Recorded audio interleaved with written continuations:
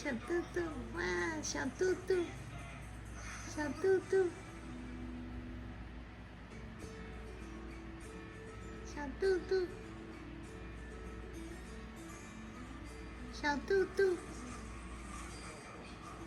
小肚肚。My name is Adam.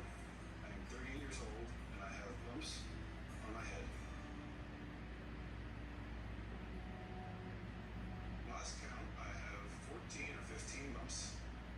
Some of them feel like a balloon filled with clay sand, and even if I just touch very lightly, I have pain, and sometimes they just constantly hurt. When I first noticed that I had bumps on my head, I was 4 or 5 years old. And then when I was a teenager, I decided to have the bumps removed. And when I was in my late 20s, they decided to return with a vengeance. More recently, I have had one bump removed, and it was right here, and the doctor told me it was a cyst. The way it was removed, it was painful.